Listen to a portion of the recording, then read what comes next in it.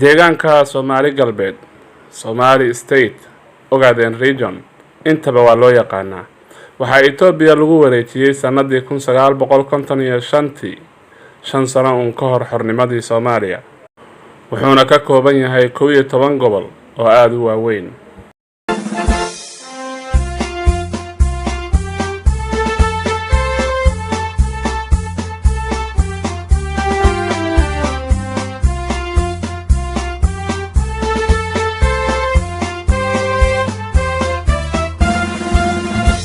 laga soo bilaabo 23 bishii koowaad 1993 ilaa maanta oo ay taariikhdu tahay May 2020 waxaa deegaanka Soomaalida soo maray 13 madaxweyne marka lagu daro madaxweynaha hadda jooga.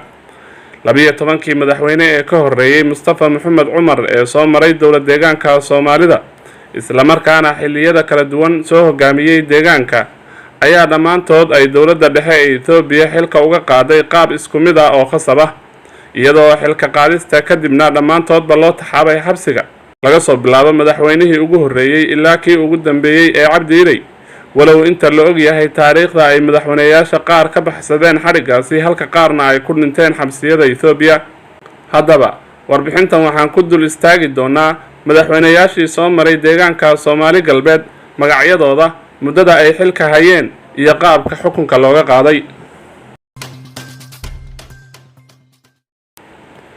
madaxweyne Cabdullaahi Maxamed Sacdi waa ninkii ugu horeeyay ee madaxweyne ka noqda dowlad deegaanka Soomaali galbeed, waxaana doortay baarlamaankii deegaankaasi taariikhdu markay ahayd 23 bishii koowaad 1993 kaasi oo xilka looga qaaday si joojoob ah ama qasab ah bishii 11aad 1993 isagoo oo ka baxsaday xarig lala damacsanaa ayuu galay dalka Ingiriiska halkaasi oo uu ku geeriyooday Ilaahay ha u naxariistay sanadii 2007. madaxweyne Xasan Tiro Qalinle waxa uu ahaa madaxweynihii labaad ee dowlad deegaanka Soomaalida isagoo oo xilka hayay muddo sanad ah laga bilaabo sanadii 1993 ilaa Abriil 1994. madaxweyne Qalinle waxaa loo taxaabay xabsiga Addis Ababa kadibna halkaas ayuu ku geeriyooday Allah u naxariistay. madaxweyne Ugaas Cabdiraxmaan Ugaas Maxamed Qani waa madaxweynihii saddexaad ee dowlad deegaanka Soomaalida, wuxuuna xilka hayay intii u dhaxaysay Abriil 1994 ilaa 1995. waxaa xilka laga tuuray isaga oo dhammaysan muddo xileedkiisii, isla markaana ciidamada federaalka Itoobiya ayaa u taxaabay xabsi ku yaala magaalada Goday, halkaas oo laga sii daayay sanadkii 2008 isagoo intaasi kadibna isaga cararay guud ahaanba waddanka Itoobiya. madaxweyne Axmed Makaahil Xuseen waa madaxweynihii afaraad ee dowlad deegaanka Soomaalida 1995. madaxweyne Makaahil wuxuu xilka madaxweynenimo hayay muddo 4 bilood iyo badh ah, iyadoo intaasi kadib xilka laga xayuubiyay isla markaana loo taxaabay xabsiga. madaxweyne Ciid Daahir Faarax wuxuu ahaa madaxweynihii shanaad ee dowlad deegaanka Soomaalida, wuxuu xilka hayay intii u dhaxaysay Juun 1995 ilaa Oktoobar 1997. isaga kama aysan qaadin dowladda dhexe ee Itoobiya, balse waxaa afgembi ku sameeyay rag uu horkacayay Mahdi Ayuub Guuleed isagoo madaxweyne Ciid Daahir u baxsaday dhanka Hargeysa. kadibna markii uu Itoobiya ku soo laabtay ayaa xabsiga loo taxaabay muddo markii uu xidhnaa ee la sii daayayna wuxuu dib ugu laabtay magaalada Hargeysa. madaxweyne Khadar Macalin Cali wuxuu ahaa madaxweynihii lixaad ee dowlad deegaanka Soomaalida, wuxuuna xilka hayay intii u dhaxaysay Oktoobar 1997 ilaa Oktoobar 2000. Khadar markii xilka laga xayuubiyay kadib waxaa loo taxaabay jeel ciqaabeedkii loogu yeeri jiray Jeel Ogaadeen. jeelkan oo la dhisay markii uu madaxweynaha ka ahaa Khadar, iyada oo uu 2 sano ku jiray xabsigaasi kadibna laga sii daayay. madaxweyne Cabdirashiid Duulane wuxuu ahaa madaxweynihii toddobaad ee dowlad deegaanka Soomaalida, wuxuu xilka hayay intii u dhaxaysay Oktoobar 2000 ilaa 21 Juulaay 2003. waxaa xilka looga qaaday si qasab ah iyadoo kalfadhi ay dabada ka riixaysay dowladda dhexe u qabatay xubnihii hoggaanka xisbiga maamulka Soomaalida, kuwaas oo u codeeyay in xilka laga qaado Cabdirashiid. madaxweyne Cabdirashiid wuxuu u socdaalay dalka Ingiriiska isagoo markii dambena shaqaale ka noqday safaaradda Itoobiya ee dalka Ingiriiska. madaxweyne cabdi jibriil wuxuu ahaa madaxweynihii sideedaad ee dowlad deegaanka Soomaalida wuxuuna xilka hayay intii u dhaxaysay Juulaay 2003 ilaa Oktoobar 2005.